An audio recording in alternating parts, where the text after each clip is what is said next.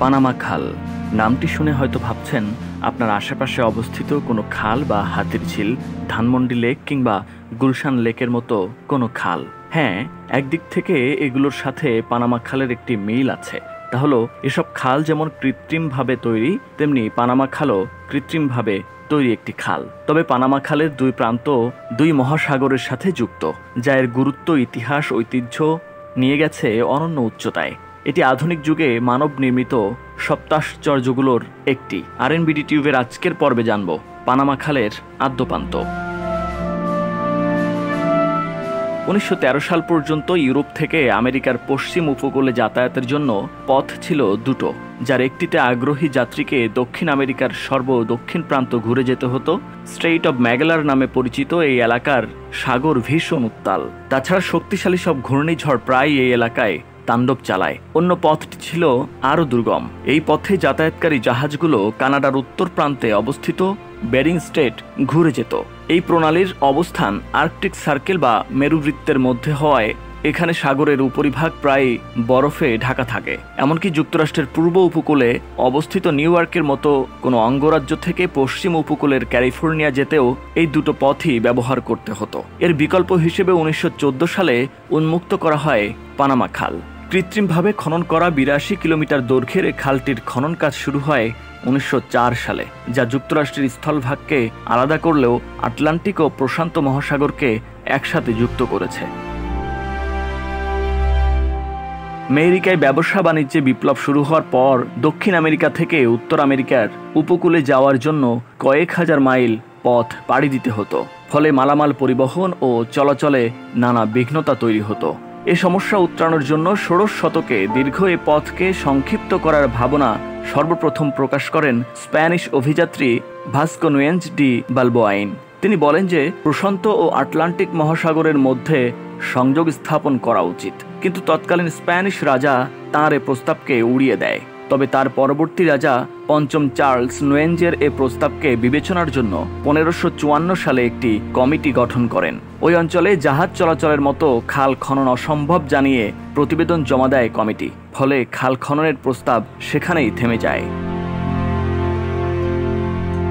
এরপর 19 শতকের শেষের দিকে খাল খননে এগিয়ে আসে ফ্রান্স। সমুদ্রপৃষ্ঠ থেকে প্রায় 85 ফুট উঁচু এবং জঙ্গলাকীর্ণ হওয়ায় খাল খনন অত্যন্ত চ্যালেঞ্জিং জেনেও 1881 সালে খনন কাজ শুরু করে ফ্রান্স।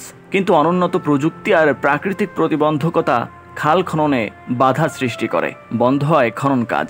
আরও কয়েক বছর পর এগিয়ে আসে মার্কিন যুক্তরাষ্ট্র।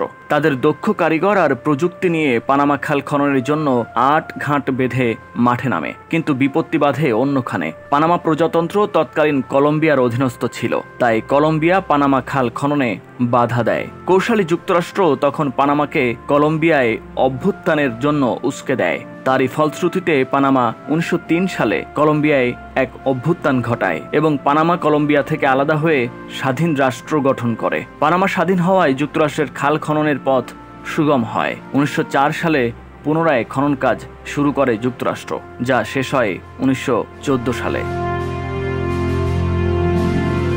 খালটি পানামা প্রজাতন্ত্রে অবস্থিত হলেও নির্মাণের পর থেকে সকল রক্ষণাবেক্ষণ এবং শুল্ক উত্তোলনের দায়িত্ব ছিল যুক্তরাষ্ট্রের হাতে।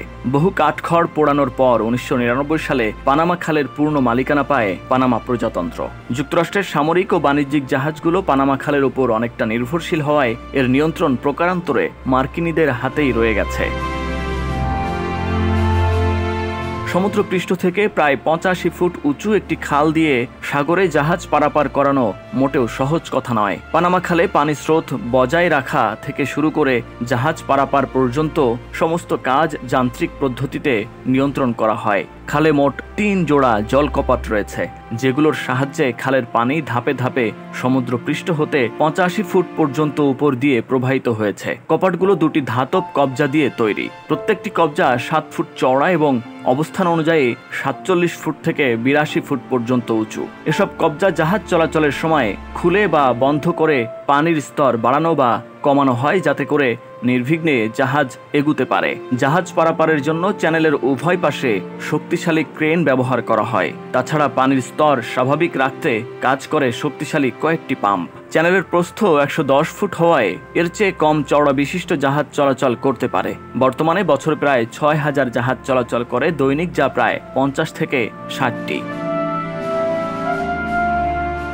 বিশ্ব বাণিজ্যের এক গুরুত্বপূর্ণ রুটের নাম পানামা খাল। এক পরিসংখ্যানে দেখা গেছে মার্কিন যুক্তরাষ্ট্রের প্রায় 55% জাহাজ এই পথ দিয়ে চলাচল করে। বিশ্ব বাণিজ্যের 5% সংগঠিত হয় এই পথ দিয়ে।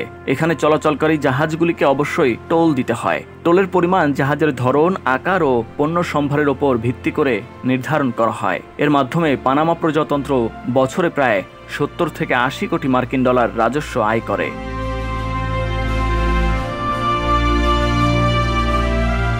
বন্ধুরা, আজ এ পর্যন্ত। সামনে নতুন কোনো তথ্য, নতুন কোনো ভিডিও থাকছে আপনাদের জন্য। সে পর্যন্ত চ্যানেলটি সাবস্ক্রাইব করে আমাদের সাথেই থাকুন।